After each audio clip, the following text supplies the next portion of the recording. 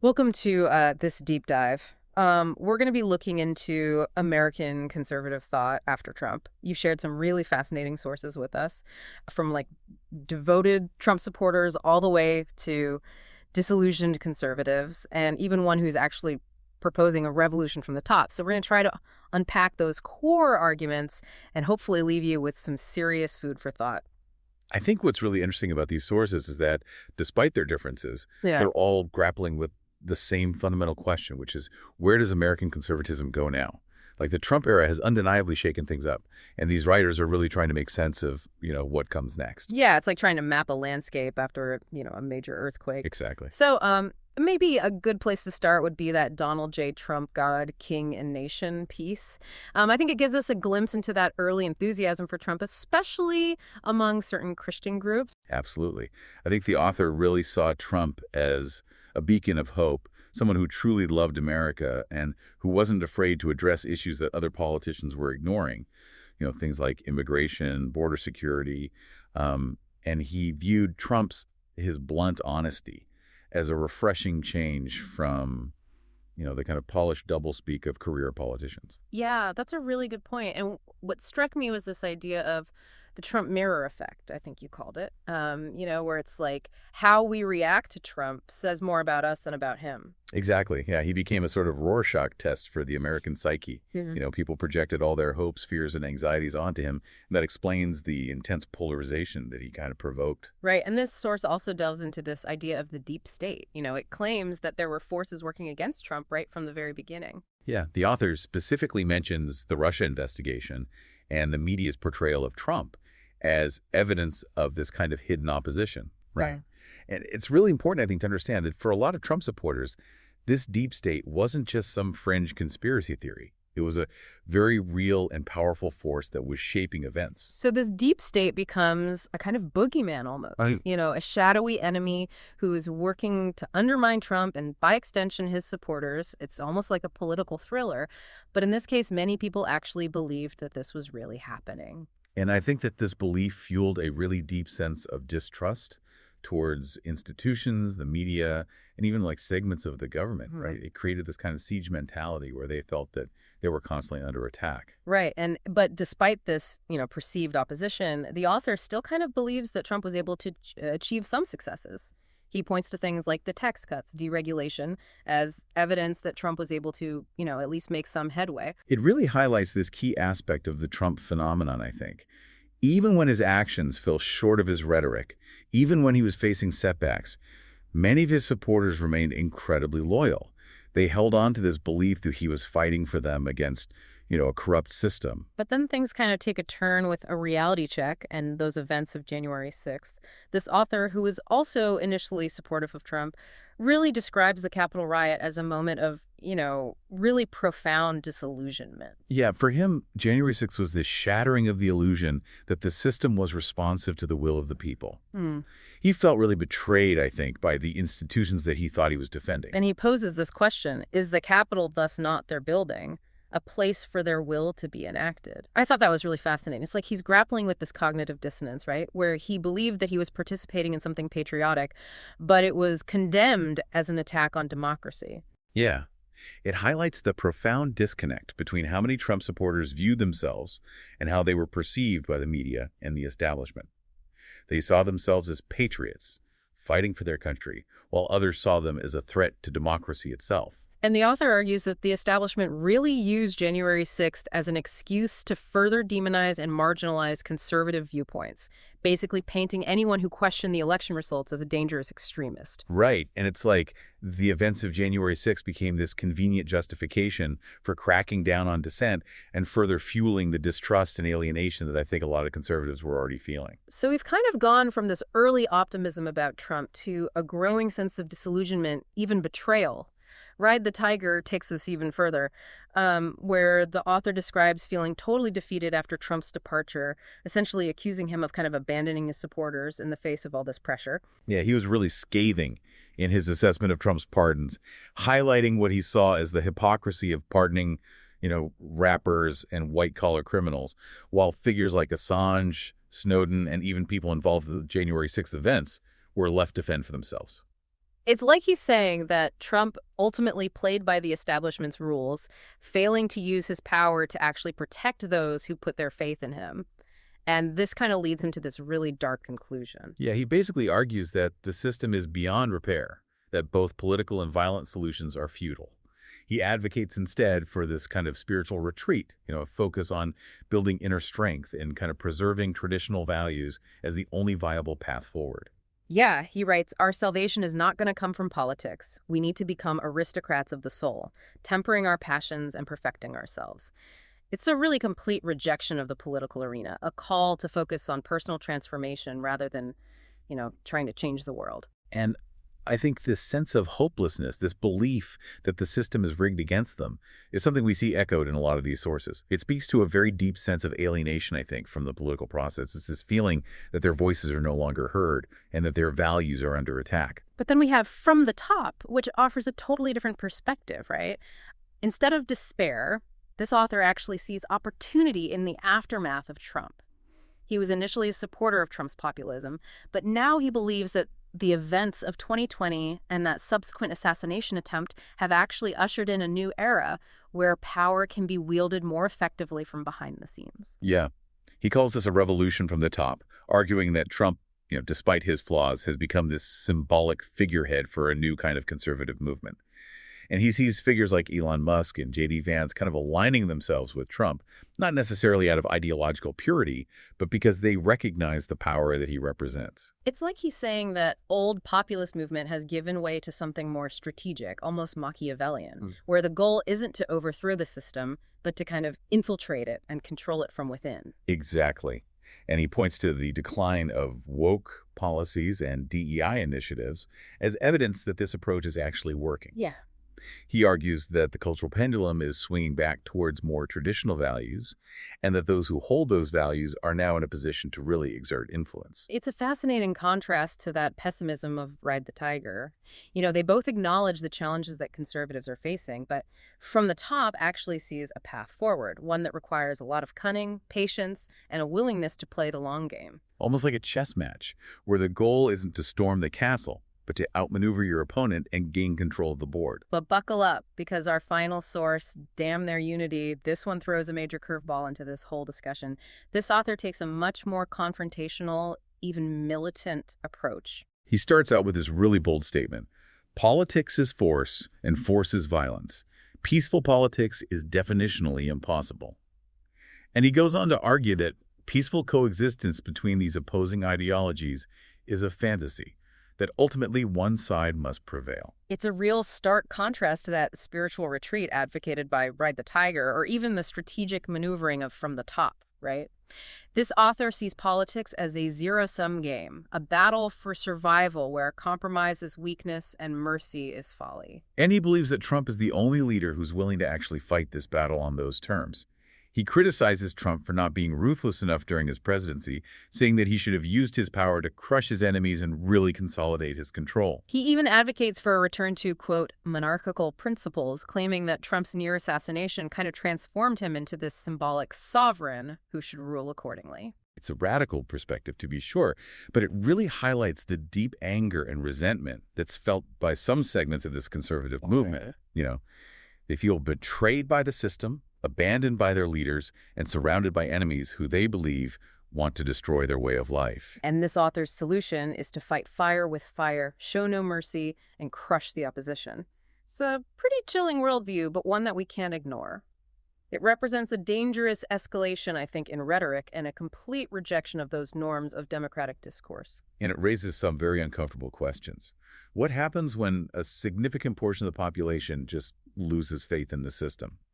What happens when compromise is seen as a weakness and violence is seen as the only solution? Perfect. These are questions we're going to need to explore further as we kind of delve deeper into these sources. It's clear that we've got a lot to unpack here. You've given us a real intellectual feast with perspectives ranging from spiritual retreat to strategic maneuvering to all-out war. And what's fascinating is that each of these sources, in its own way, is trying to answer that same question. How do we preserve our values and shape the future in a world that seems increasingly hostile to them? Right, and the answers that they provide, I think, offer this really fascinating glimpse into the anxieties, the aspirations, and those deep divisions that are shaping the American political landscape right now.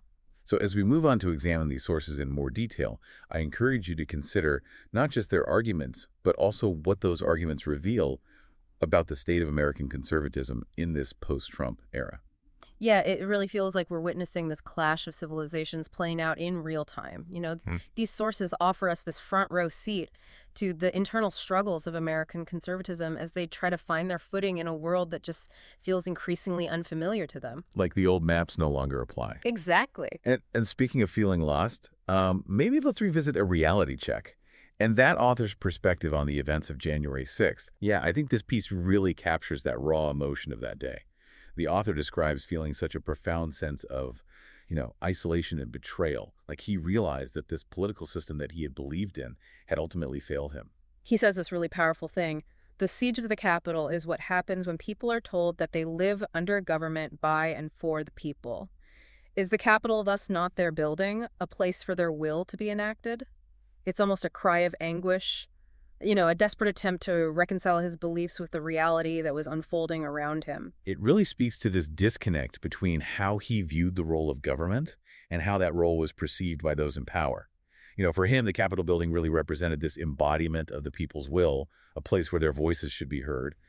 But on January 6th, that vision was shattered and replaced by the sense of alienation and powerlessness. And he argues that the establishment seized on the events of that day to further demonize and marginalize conservative viewpoints. He writes, "The right is now seen as terrorist, seditious, and a threat to the system. The march on the Capitol was laughable, not a threat at all to the establishment, but is now being used to justify greater national surveillance and restrictions." Yeah. It's like he's saying the goalposts have been moved. The definition of acceptable political discourse has narrowed, leaving many conservatives feeling silenced and ostracized. And this feeling of being silenced, of being labeled as dangerous simply for expressing their beliefs, is something that we see again and again in a lot of these sources. It really contributes to that siege mentality, the belief that they are under attack, not just politically, but also culturally and even existentially. And Ride the Tiger takes this despair to an even darker place.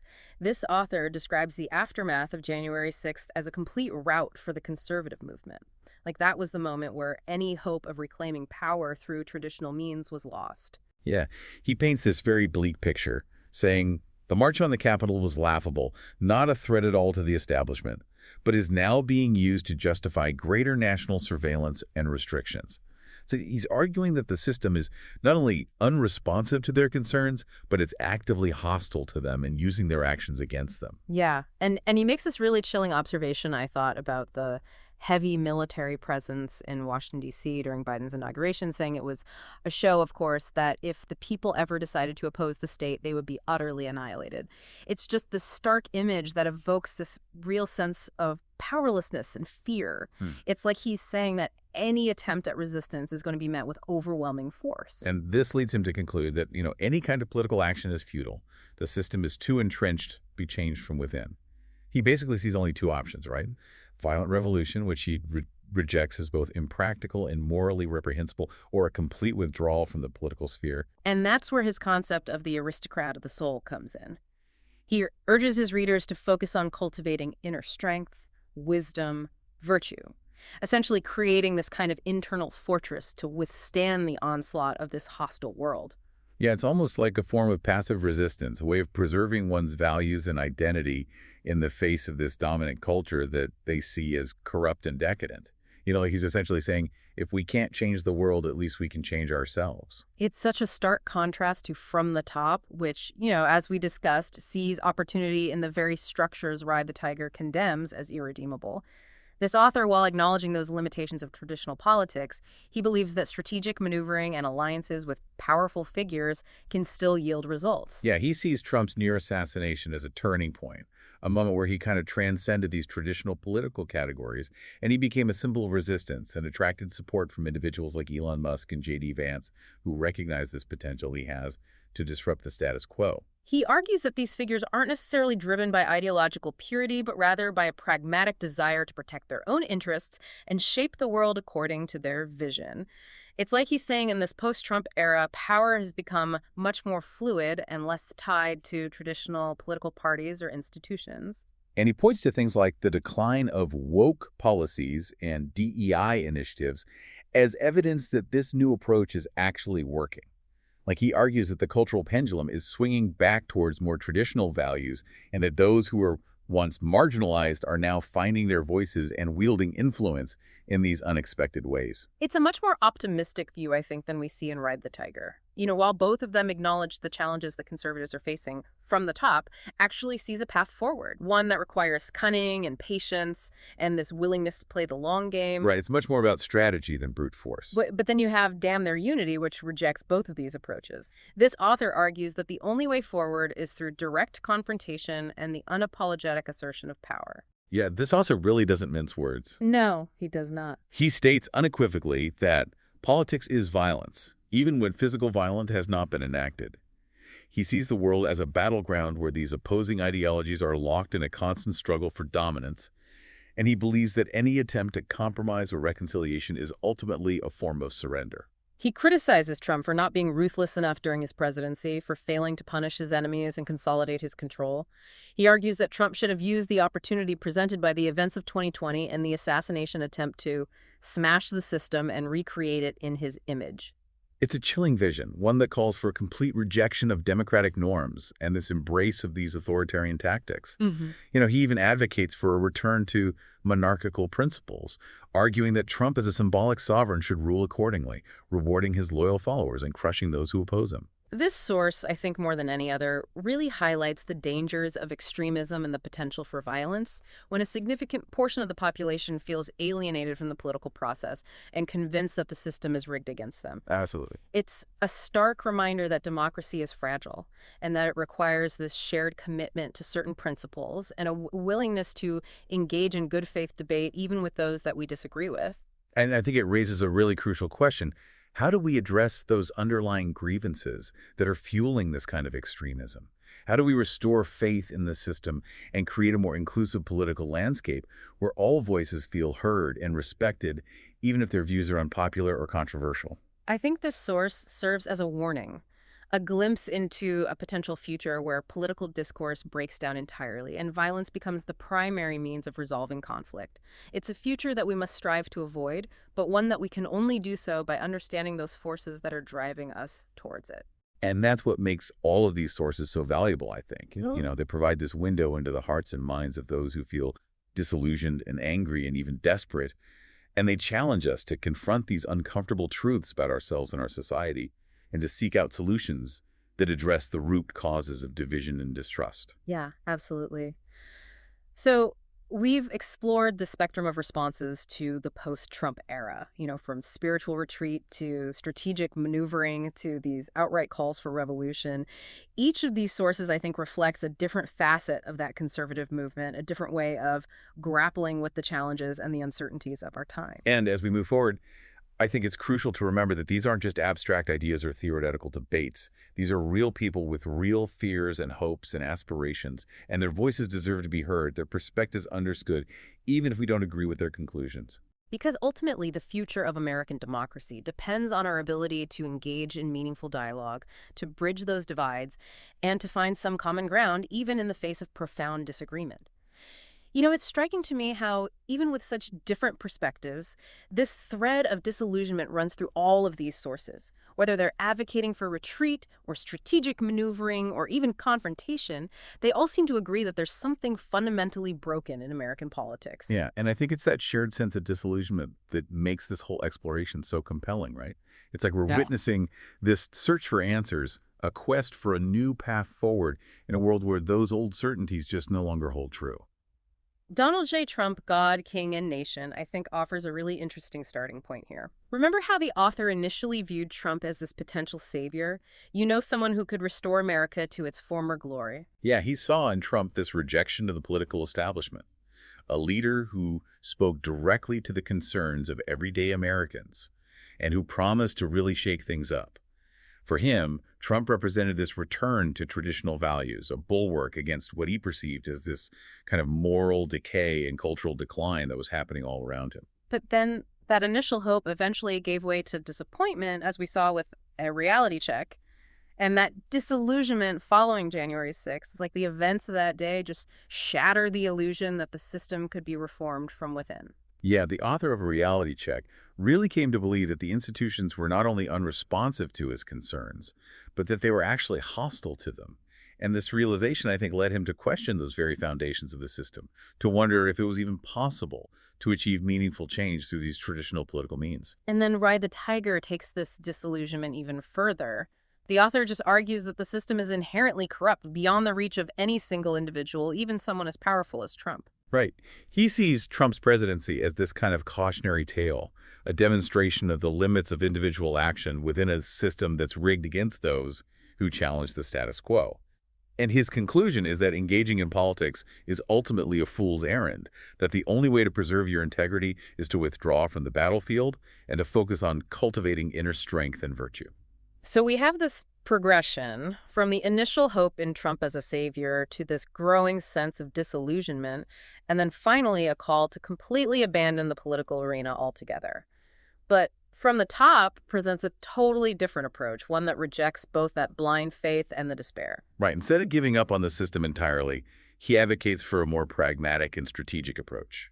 He believes that conservatives can still achieve their goals, but it's going to require cunning, patience, and a willingness to work within the existing power structures. And he sees the rise of people like Elon Musk and J.D. Vance as evidence that this approach can be effective. These individuals, while not necessarily adhering to strict ideological purity, they've recognized the power dynamics that are at play, and they're using their influence to shape the world according to their vision. Right. And he argues that the decline of things like woke policies and DEI initiatives is a sign that the cultural pendulum is swinging back towards those more traditional values. And he sees an opportunity for conservatives to capitalize on this shift, not through brute force or revolution, but through strategic alliances and a long-term vision for change. But then you have Damn Their Unity, which throws a wrench in the whole discussion. This author sees compromise as weakness and dialogue as a waste of time. For him, there is no room for nuance or negotiation. There's only a winner and a loser. Yeah, his worldview is really stark and unforgiving. He believes that politics is inherently about power, and that those who hesitate to use it will ultimately be crushed by those who don't. He sees the world divided into two camps, those who are with him and those who are against him, and there's no middle ground. Right, and he argues that Trump should have been much more ruthless during his presidency, that he missed a real opportunity to consolidate his power and punish his enemies. And he advocates for a return to what he calls, quote, monarchical principles, where a strong leader dictates the terms and brooks absolutely no dissent. This source is perhaps the most disturbing because it reflects, I think, a growing trend of extremism and intolerance.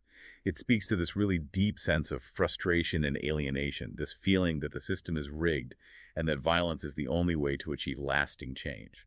Yeah, it's a stark reminder of the dangers of unchecked anger and resentment, of the seductive appeal of these simplistic solutions in a world that's incredibly complex. So what does this all mean? Well, it's clear that there's no easy answer to the question of where American conservatism goes from here.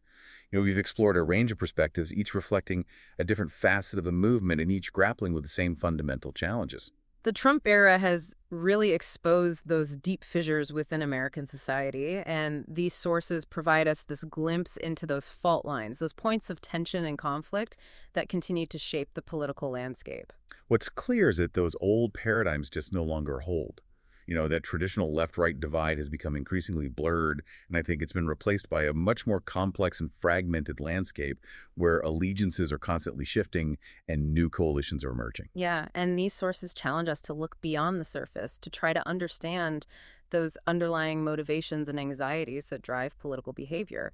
They force us to confront those uncomfortable truths about ourselves and our society, and to grapple with these really complex questions of power, ideology, and the future of democracy itself. And perhaps the most important takeaway from all of this is that there is no single path forward. The future will be shaped by the choices that we make, both individually and collectively.